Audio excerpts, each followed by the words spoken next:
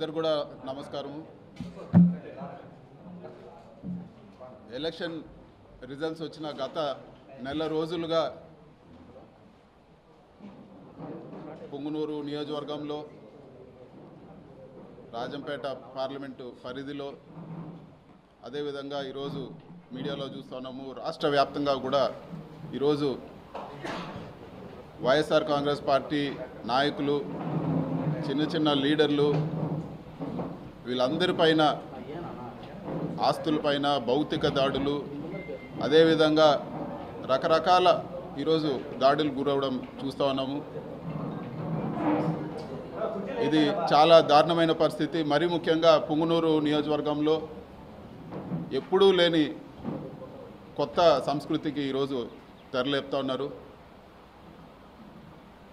జేసీబీలు, ఎక్స్క్వేటర్లు తీసుకొచ్చి పేదోళ్ళు వాళ్ళు కష్టపడి వాళ్ళ జీవితాంతం సంపాదించి చిన్న చిన్న ఇల్లులు, చిన్న సింగిల్ బెడ్రూమ్ ఇల్లు, చిన్న ఇల్లులు కూడా అవన్నీ కూడా జేసీబీలతో కూల్చేయడము, వాళ్ళ ఆస్తులన్నీ కూడా ధ్వంసం చేయడము, ఎక్కడో ఫ్యాక్షన్ నియోజకవర్గాల్లో చేసినట్లు చెట్లు, మామిడి చెట్లు అన్నీ కూడా వందలాది మామిడి చెట్లు కాపుకొచ్చిన మామిడి చెట్లన్నీ కూడా నరికేయడము ఈరోజు పుంగనూరు నియోజకవర్గంలో కానీ కోడూరు నియోజకవర్గంలో కానీ ఇవన్నీ కూడా ఒక మంచి సంస్కృతి కాదని చెప్పి కూడా నేను తెలియజేస్తా ఉన్నాను.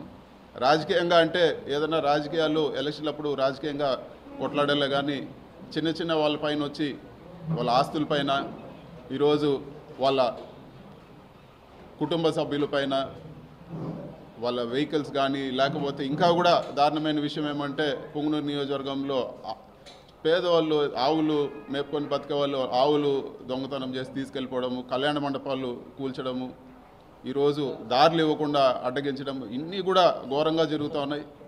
వీటన్నిటిని కూడా ఈరోజు పరామర్శించేదానికి పోదామంటే కూడా ఈరోజు పోలీసులపైన ఒత్తిడి తీసుకొచ్చి హౌస్ అరెస్ట్ చేయడం జరిగింది.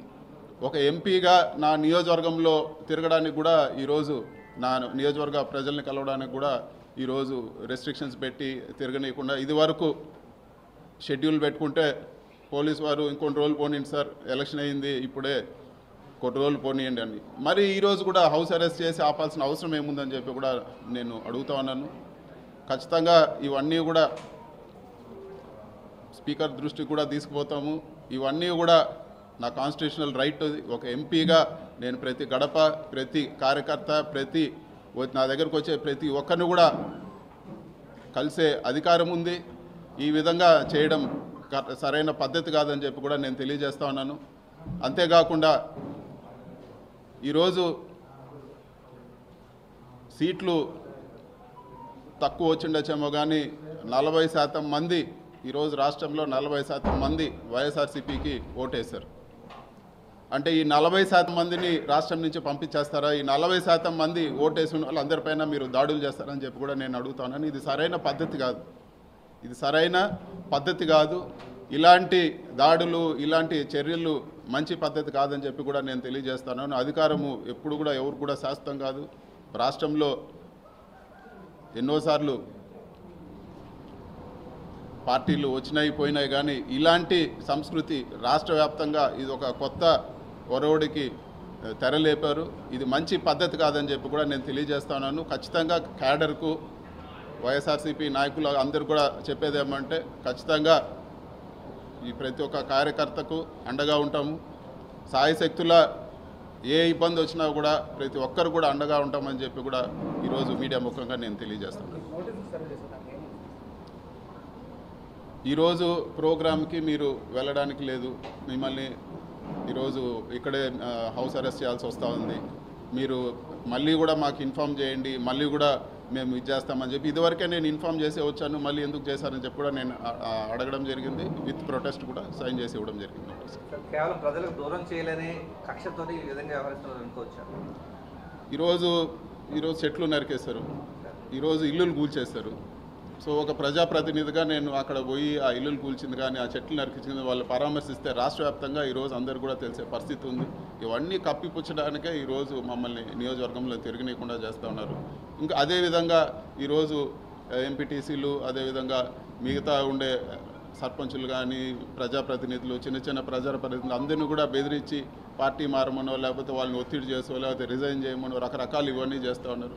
ఇవన్నీ కూడా వాళ్ళకు ఒక ఓదార్పుగా కూడా వెళ్ళకూడదని చెప్పే ఒక కుట్రలో భాగంగానే ఈరోజు అధికారులపైన ఒత్తిడి తీసుకొచ్చి ఈరోజు గృహ నిర్బంధం చేయడం జరిగింది. సార్, పర్టికులర్గా పొంగనూరు నియోజకవర్గం సంబంధించి కౌన్సిలర్లకు సంబంధించి ఒత్తిడి తీసుకొచ్చి మరి పార్టీ మార్పిస్తూ ఉన్నారు, భౌతిక దాడులు చేస్తున్నారు. ఏ విధంగా చూడొచ్చు? ఇది ఒకటి, ఎప్పుడు కూడా ఒక 4 నాయకులు ఉన్నా 4 నాయకులు పోయినా పెద్ద తేడా పడదు. ప్రజల్లో ఈరోజు వేయాలనుకుంటే ఖచ్చితంగా ఆ పార్టీ గెలుస్తుంది. సో వీళ్ళు అనుకున్నట్లు ఏదో ఒక 4గురిని ఒత్తిడి చేసో ప్రలోభాలు పెట్టో బెదిరించో 4గురిని పార్టీ మార్చినంత మాత్రాన ఒరిగేది ఏం లేదు. ఈ 4 కాకపోతే ఇంకొక 4గురిని డెవలప్ చేస్తాం. ఇది వరకు 23 ఎమ్మెల్యేలు తీసుకుపోయి మళ్ళీ వైఎస్ఆర్ కాంగ్రెస్ పార్టీ అధికారంలోకి రావడం జరిగింది. ఆ 23 నియోజకవర్గాలు కూడా గెలవడం జరిగింది. ఇవన్నీ పెద్ద విషయం కాదు. ముఖ్యంగా ఈరోజు చాలా దాడులు జరుగుతున్నాయి. ఇల్లులు కూల్చడం ఇవన్నీ కూడా ఎప్పుడు లేదు. పొంగునూరు చరిత్రలో ఇల్లులు కూల్చడం అనేది ఎప్పుడు లేదు. పొంగునూరుకి ఇన్వెస్ట్మెంట్ వచ్చింది. బస్సుల ఫ్యాక్టరీ ఈరోజు జర్మనీ వాళ్ళు పెట్టడానికి వచ్చారు. ఈరోజు వాళ్ళు సందిగ్ధంలో పడ్డారు.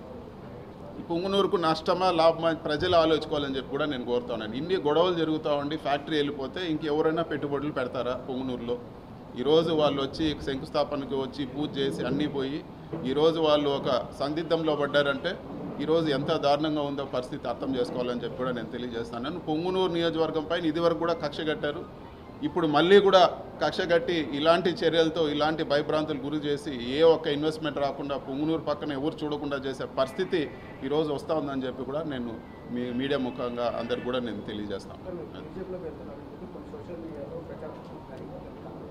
అది ఒక బుద్ధి లేని వెధవలు చెప్తూ ఉంటారు. దాని గురించి పట్టించుకోవాల్సిన పని లేదు. దాని గురించి అసలు వివరణ ఇవ్వాల్సిన పని కూడా లేదు.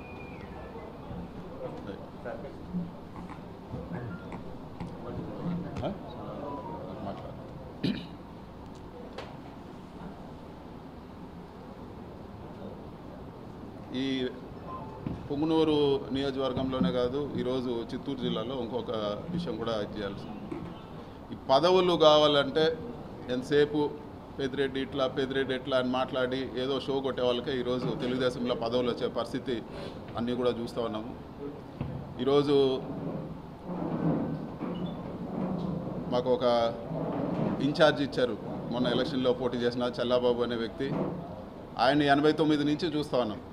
89 నుంచి అధికారంలో చాలాసార్లు మేము అధికారంలో ఉన్నాము, వాళ్ళ పార్టీ అధికారంలో ఉన్నింది. ఇట్లాంటి చెత్త పనులు, ఇల్లులు కొట్టేది, చెట్లు నరికేది, ఆవులు దొంగతనం చేసేది, ఇలాంటి చెత్త పనులు ఎప్పుడు కూడా నియోజకవర్గంలో జరగలేదు. చల్లాబాబు కూడా నేను చెప్పేది ఒకటే, మేము ఒక ఇంట్లో 10 మంది ఉన్నాం. నన్ను అరెస్ట్ చేసినా నేను పట్టించుకోను, అన్నిటికీ సిద్ధం, దేనికైనా సిద్ధం. నన్ను చంపినా కూడా నాకు పర్వాలేదు. మా ఇంట్లో లేకపోతే మా తమ్ముడు వస్తుంది, మా అమ్మ వస్తారు, ఎవరో ఒక వస్తారు. ఖచ్చితంగా మేము రాజకీయాల్లో ఉంటాం. ప్రజలకు కాన్స్టిట్యున్సీలో నియోజకవర్గంలో ఖచ్చితంగా నిలబడతాం. నీ పరిస్థితి నువ్వు ఆలోచించుకో. చంద్రబాబు ట్రాప్లో పడద్దు. నువ్వు చేసింది ఏంటి? పోలీసుల పైన గొడవ చేసి నువ్వు జైలుకి పోయినావు.